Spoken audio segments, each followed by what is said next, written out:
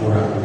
Insyaallah. Bahkan saya kemarin itu ya, minggu kemarin menyampaikan hadis, ada orang yang muslim tapi pada anak mabok, zina, ngerampok, judi, tukang mainan, jelema. Tapi kok bisa-bisanya orang ini dijahit Allah di neraka, mencekurang gitu runtah, runtah karena orang ini masih meyakini bahwa Tuhannya adalah Allah. Dia masih meyakini bahwa Allah itu tidak ada tandingannya. Walaupun manusia itu sehebat apapun tidak akan bisa menandingi Allah. Masih punya tauhid, takwaan, reuteuh, pangguna kita takau, pangguna sampai kali takau. So, dia semua mengaku ayam mengatakan itu tidak koean bos. Eta matinya dalam keadaan syukur Fatimah, tapi karena dia masih punya tauhid, wabayana miskola darwatin khairullah. Walaupun hanya sedikit saus keimanan, tapi engkau air itu mangges, mereka badau, nabok, Masya Allah, itu harus dicuci dosa-dosanya itu jutaan tahun bu, karena sudah tidak lagi mengenal waktu. Tapi kita membahas begitu besarnya rahmat Allah, hatta orang yang paling berdegong, hatta orang yang paling maksiat pun Allah ampuni selama di dalam hatinya tidak berbuat syirik. Masih ada tauhid. Allah.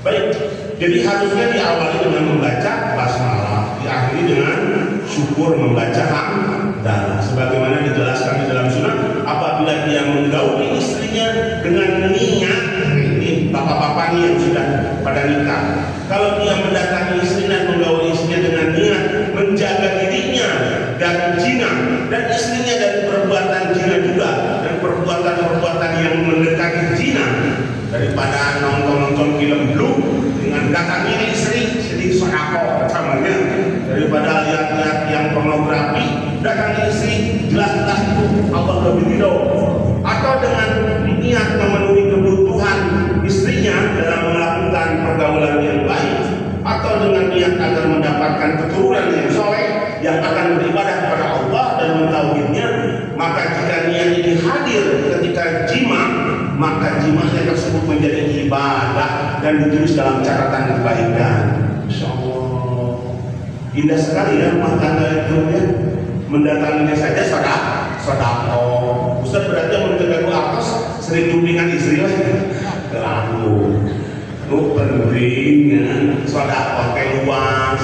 Kemarin ngobrol sama Gali, gimana kalau yang panitia kurban itu dikasih sedekah dagingnya lebih banyak? Saya bilang bagus, karena panitia kurban itu lebih capek daripada yang nongkrong di balik pagar nyepungan kupon. Maaf, tidak boleh kata loh bagi daging itu, tinggal lihat siapa yang paling berjasa. Kan saya sampaikan urutan-urutannya itu, level fakir dengan level miskin lebih karunia mana? Fakir. Levelnya muslim dengan mu'alaf lebih karunia mana? Mu'alaf. Muslim yang normal dengan muslim gorimin levelnya lebih karunia mana? Gorimin. Akhirnya panitia yang nongkrong dan panitia bekerja lebih capek mana? Yang kerja. Maka entong diburuhan daging, namun nyebat lagi buruhan daging haram, karena daging sapi tidak boleh ujung rambut sampai ujung kakinya dipakai untuk buru, tapi sedekah daging kalimatnya beda sedikit. Buru dan sedekah kan beda. Air buruhan untuk membayar jasanya, kalau sedekah keridhaan yang kurban diberikan kepada yang berhak menerima. Bisa dipahami? Nah, itu harus dipisahkan. Non buruhan daging muncul itu muruhan itu atos membayar oke, anu kepanitiaan ya 200.000, tak 50.000 nanti muruhan anu panitia anu ngarcak daging. Allah. Jadi kalau di muruhan daging haram hukumnya. Daging itu sedekah. Baik, kembali lagi ke hadis tadi. bahwa ternyata orang fakir ini, masya Allah, tadi secara kronologis bagaimana orang-orang fakir, orang-orang miskin zaman dulu itu. Ketika orang-orang fakir itu merasa sedih karena tidak bisa melakukan amalan sederajat dengan orang-orang kaya, kemudian Rasulullah menghibur hati mereka, memperlihatkan pintu-pintu kebaikan yang luas di mana terdapat amal-amal yang menyamai pahala orang yang bersedekah dari orang-orang kaya. Bahkan pelakunya bisa mendekati derajat orang-orang yang berinfak, walau kadang-kadang tidak bisa mengunggulinya, tetapi setiap orang memiliki keutamaan sesuai dengan kemampuan masing-masing. Di antara ibu dan bapak di sini ada yang belum naik haji, sok saya doakan, acung aja, angkat tangannya. Ya, yang belum menunaikan ibadah haji, semoga oleh Allah diberikan kemudahan, kemudian dijadikan sebagai tamu agung yang paling dirindukan oleh Allah Subhanahu wa Ta'ala.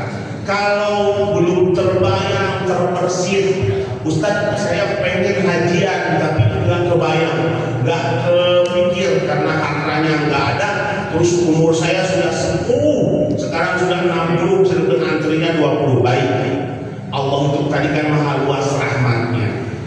Bapak dan ibu posisi dalam keadaan berwudu di rumahnya, lalu kemudian pergi ke masjid, sholat subuh berjamaah, ya, diawali dulu dengan qobliyah 2 rakaat. Setelah itu sholat, zikir, dan jangan beranjak dari masjid sampai terbit matahari. Pahalanya sama dan sederajat dengan ibadah haji dan umroh. Ini bukan saya yang menyampaikan, tapi Rasulullah. Jadi kalau tidak mampu, rahmat Allah dibuka lagi di pintu yang lainnya.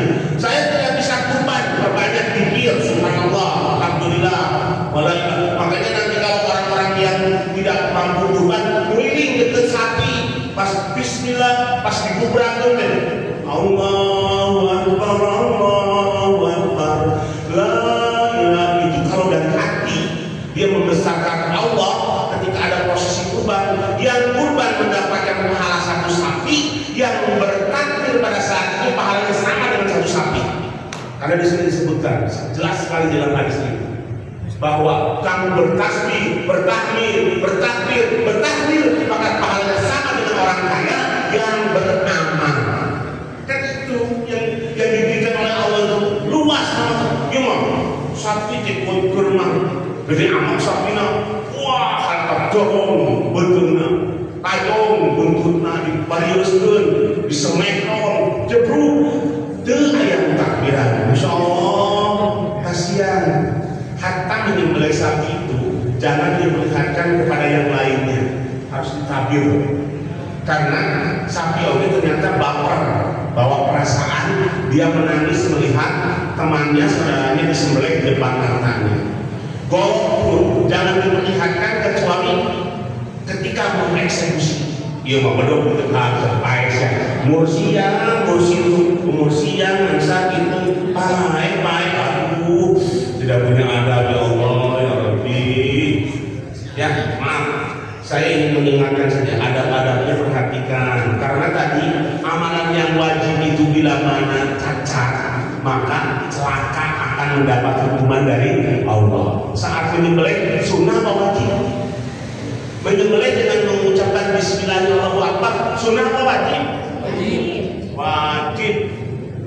Setelah direcak dagingnya dapat 9 kilo, 6 kilo dibagikan ke orang lain, sunnah apa wajib?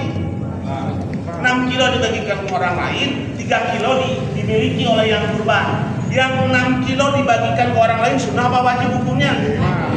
Wajib. Awas, tempatkan nih hukum secara baik. Membagikan kepada yang berhak menerima al-qani wal mutar wajib, sementara mendapatkan haknya yang 3 kilo sunnah. Lebih mendahulukan wajib apa sunnah? Wajib. Nah, aku pesen cokor, nah aku pesen bulu, nah aku pesen korn.